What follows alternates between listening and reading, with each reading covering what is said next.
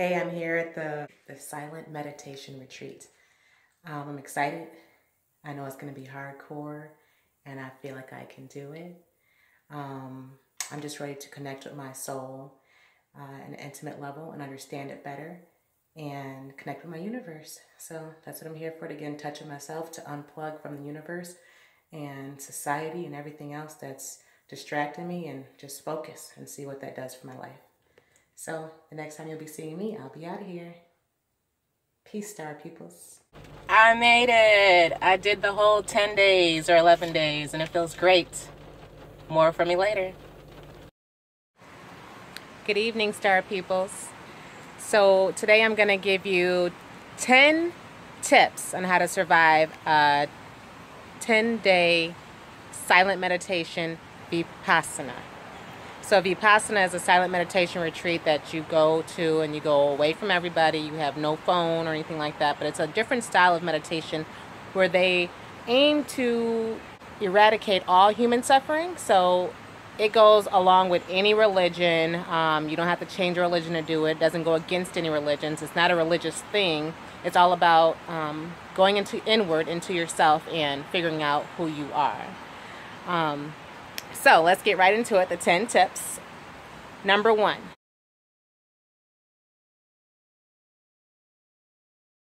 Put energy and time into actually going to the retreat. And so by that I mean, if you have any unfinished business to take care of that. Don't leave things for when you get back. Try to take care of everything. If you have children, make sure you know where they're going to eat, what they're going to eat, where they're going to go. Have everything set up so that you have devoted so much of your time and energy, it's hard for you to just go ahead and quit, because everybody doesn't make it to the end of a 10-day Vipassana. So when I went, I pre-scheduled text messages, because I went during Mother's Day. I wanted to make sure my mom, my mother-in-law, my cousins, my sisters, that they all knew that I wanted to wish them a happy Mother's Day. So I pre-sent text messages. I made arrangements for who was going to take my child to Taekwondo, and who was going to be picking him up at this time when my husband went to work. I put a lot of work into it, where it was going to be very hard for me to leave, because I did so much to get there. All right, tip number 2 is research what a Vipassana is. Understand it to the fullest so that you understand it is not a cult. Okay, you need to go there with a clean mind, understanding that it's not a cult. Many people aren't going to understand what it is that you're doing or why you're doing it, because it's completely new to a lot of people, and it's unreal for somebody to even want to go somewhere and unplug and get away from everybody for 10 days. When you do this, you can leave all your expectations behind as soon as you understand what it is, because you want to go somewhere understanding the information you know about it, but leaving it open to be the experience that you're going to have, because that's what's meant to be. Tip number 3. Bring as many items on that checklist as possible. Now, they tell you to bring everything for every kind of weather, and it seems ridiculous. However, when I went, we experienced almost every type of weather, even extreme cold at some times during the day. So bring everything you possibly can, and if you forget something, it's okay, because we live in abundance, even when we're away on a 10-day Vipassana retreat. When I was there, I had my hair set in one way because I was going to wear that the whole time, a protective style, but I ended up taking it out because there were so many bugs that I felt like they were all over my hair. So the water has a high nitrate concentration, because it's in the rural area with lots of agriculture around.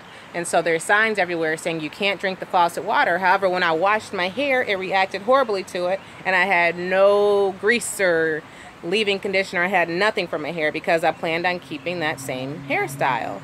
So thanks to Ursula, who was my student manager, she was able to find me some olive oil. So they do have a student manager there who you can whisper to or speak to if there's anything that comes up that you need help with. All right. So tip number 4 is to understand and overstand the 5 precepts of Vipassana. Okay, so number 1 is no lying. Number 2 is no killing. Number 3 is no stealing. Number 4 is no sexual misconduct. And number 5 is no intoxicants. So that's something you have to really think about. Can I uphold to these? If I say I can, I'm going to. And that was really tough for me, because I thought it would be easy. I'm like, no killing? Of course I won't kill anybody. No, they mean no killing anything. And so when I walk in there and I see this spider, it's a big spider in my room, it was too high up where I told myself after dinner I was going to go get a chair, go up there and kill it. But during dinner is when they explain no killing, as in no killing any spiders, any mosquitoes, any ants. When you're walking and it's rain outside, watch out for the worms. So that wasn't something I was used to. I will kill a mosquito in a heartbeat, or I would kill a mosquito in a heartbeat. So when I went back to my room, I just looked at the spider like, I guess it's me and you stay up there, I'll stay over here. So really think about these concepts and really see if you can uphold to it if you're going to do it.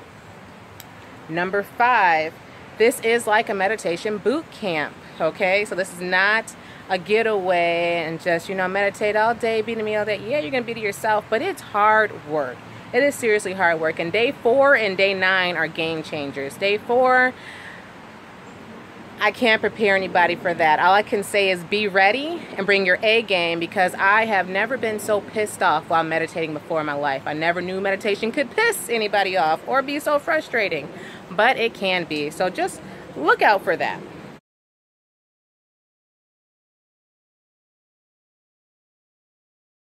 I just wanted to say too that it's also for everyone, okay? So understand that it's for everyone, as far as there's going to be people from all different walks of life there. There were 18-year-olds there who were in college, 22-year-olds there who were fresh out of college, and this was just their next venture before they figured out what they were going to do in the world. There were husbands and wives. There were people who were pregnant who were there. There were people who were retiring. There was a grandpa and a grandson.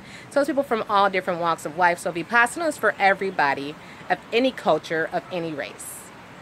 Number 6, be prepared to eat clean. You eat vegetarian style. There are some ways for you to eat vegan if you strictly want to be vegan. However, you're eating clean, really cleanly. And there is fasting that you do, intermittent fasting.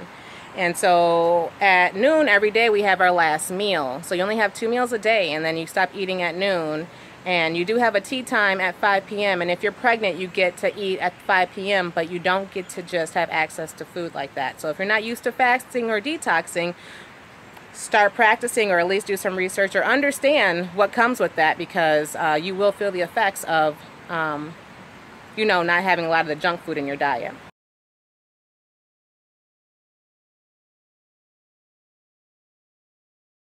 Number 7, there is noble silence, okay? And because there is noble silence, I encourage you to speak to people before the noble silence begins. This holds you accountable and allows you to know that at the end of the day, there might be somebody who wants to speak to you or who you may want to speak to, and just the fact that somebody now knows your name and they will be looking for you at the end.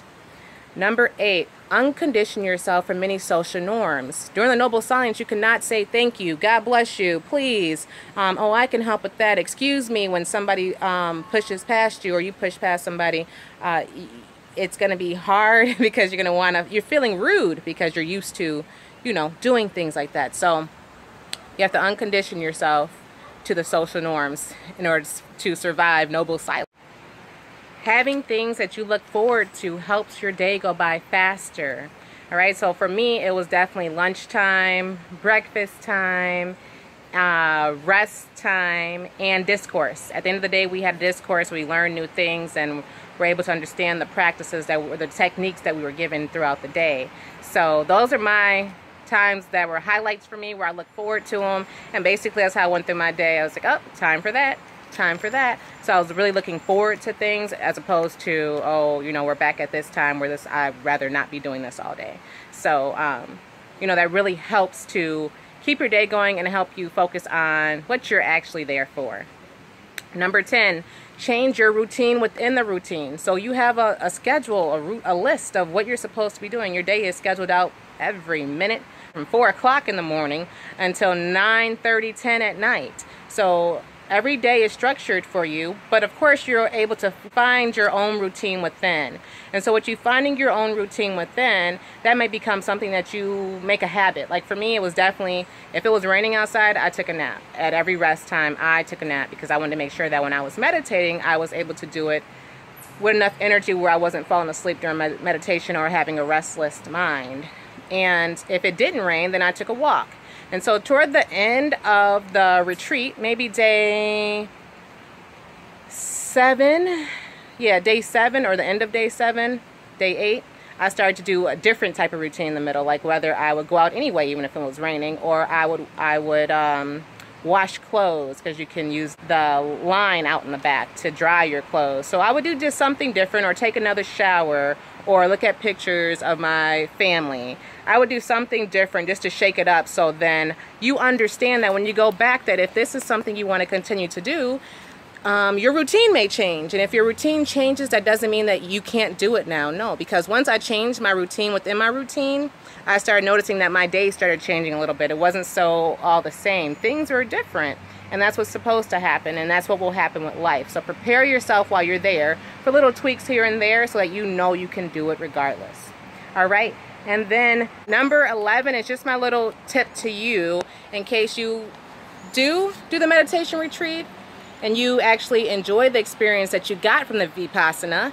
Then a good thing to do is to take the numbers or information, social media information, of the people you actually bonded with while you were there. Because guaranteed, when you're on your way there, many people aren't going to understand why you're doing it, why you would want to do it. They don't understand what you're doing. They're going to ask you, are you in a cult? They're going to ask you lots of questions that shows that they are ignorant to the benefits of a Vipassana. The benefits of unplugging from the world and completely focusing on yourself for a little bit, and the benefits of understanding how normal it is for you to want to connect with yourself, and how unnatural it is for you to connect to everyone and everything else and never take that time out for yourself. So having friends, new friends in your circle who have done the same things as you have, will really help to keep the practice going if that's something that you wanted to do, and just help when you're talking about other spiritual quests that you have and you feel like no one else understands. This is definitely an experience that I'm glad to have done. It was a challenge. I was so pumped to do it. You guys saw the video before and when I got back. And I swear, after Noble Silence, when I just spoke again, I spoke for the first time in almost 10 days. And I heard my voice. My voice boomed and radiated out like it was the voice of God. You know, when God speaks, it's like, I am God. That's how it's felt when I said, oh, hello, because somebody said to me, the first words were, oh, hey, I wanted to talk to you. I couldn't wait to talk to you. And I turned to her and I said, oh, hello. But it was like, hello, hello, hello, hello, hello. Like it echoed out and came back in, and I felt it throughout my body. I felt it from me, not just like this. If you hold your throat and you can feel the vibrations, like I felt it. So our words are very powerful, and it teaches you that love and compassion is how we should speak, and to be mindful about what you say. And everything I experienced there, I know was for the best for me. Everything that I experienced there, I know I would never have come to even going to a place like Vipassana retreat had I not made the steps I've already made in life, as far as me changing my career, having my homeschool, working jobs I love to work and allow me the freedom to do these types of things, because 10 days is a lot of days. And even having the husband who I have, having the family members who I have, who showed me that I can step out and do things in my own life that people feel stagnant and that they're not able to do because they have children, or they're not able to do because they have a husband. So this shows that things can be done if you want it to be done. And I definitely give a lot of respect to monks, people who do this on a regular, just meditate all day, or have that self-discipline where that's what they're about, is self-enlightenment and knowing the self. Because it's hard work, but when you're in it, you realize how connected you are to everything else, even though you are there trying to focus on yourself and turning all your attention inward. So I recommend a Vipassana to anyone on their spiritual quest. I recommend a Vipassana to anyone who feels lost. I recommend a Vipassana to anyone who's on the top of their game. A Vipassana is for everyone, no matter the religion, no matter the race, no matter the culture, no matter any of that. So Star Pupils, do your research, and good luck on your spiritual journeys. Peace out, Star Pupils.